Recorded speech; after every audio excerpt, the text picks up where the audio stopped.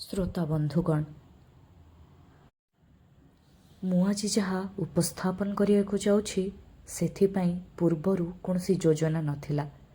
କେବଳ ମୋ ଭାବନାର ଢେଉ ଯାହା ମୋ ମନର ସମୁଦ୍ରରେ ଉଙ୍କି ମାରି ଚାଲିଛି, ସେହି ଭାବନାକୁ ମୁଁ ଆପଣମାନଙ୍କ ସମ୍ମୁଖରେ ଆଣିବାକୁ ଚାହୁଁଛି। ମୁଁ ବିଶ୍ୱାସ କରେ ଏହି ମୁହୂର୍ତ୍ତରେ, ଏହି ପରିପ୍ରେକ୍ଷୀରେ ଆପଣମାନଙ୍କ ମନରେ ବି କିଛି ସେମିତି ହିଁ ଚାଲିଥିବ। ତେବେ ଆଜି ମୋ ମନରେ ଅସୁମାରୀ ପ୍ରଶ୍ନ, ସତରେ କ'ଣ ଭାରତୀୟ ବୋଲି ମୁଁ ଗର୍ବିତ? କିନ୍ତୁ ହଁ, ମୁଁ ଜାଣିଛି ଆଜି ମୁଁ ଦୁଃଖିତ, ମୁଁ ଅସୁରକ୍ଷିତ। ଏହି ଆତଙ୍କ ଦେଖି ମୁଁ ମର୍ମାହତ। ଏକା ମୁଁ ନୁହେଁ, ଆବାଳ ବୃଦ୍ଧ ବନିତା ଆଜି ଆତଙ୍କିତ। ସମଗ୍ର ରାଷ୍ଟ୍ର ଆଜି ବିବ୍ରତ ଆଉ ବିଚଳିତ।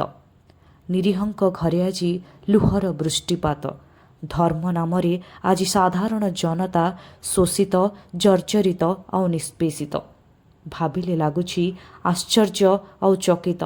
କାଣିଚାଏ ଖୁସି ସାଉଁଟିବାକୁ ଯାଇ ଆଜି ପ୍ରିୟର ଜନର ମୃତ୍ୟୁରେ ପ୍ରତ୍ୟେକଟି ପରିବାର ଦୁଃଖରେ ମ୍ରିୟମାଣ।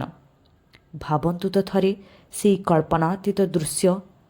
କ୍ଷୁଦ୍ର ଶିଶୁର ନିଷ୍ପାପ ନୟନ ଅବା ନବବଧୂର ସେ ବିନତି ସେହି ଶୈତାନ ମନରେ କରିନଥିଲା ଟିକେ ବି ଦୟା ଭାବନାର ଜାଗ୍ରତ।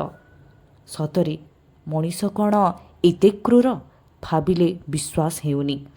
ଏହା କ'ଣ ସତରେ କୌଣସି ଧର୍ମର ପରିଚାୟକ? ନା ଏହା ଧର୍ମାନ୍ଧତା? ଆଜି ଅନେକ ନିରୀହ ପରିବାର ଦୁଃଖରେ ଜର୍ଜରିତ। ପାଖରେ ଶବ୍ଦ ନାହିଁ, କେବଳ ମନର କୋହକୁ ଚାପି ଧରି ଆଜି ସେମାନେ ଦୋଷୀକୁ ଦଣ୍ଡ ଅପେକ୍ଷାରେ ସୀମିତ। ହଁ, ଏହା ନିରାଟ ସତ୍ୟ। ଏହା ସେମାନଙ୍କ ପାଇଁ ଏକ ଅପୂରଣୀୟ କ୍ଷତି।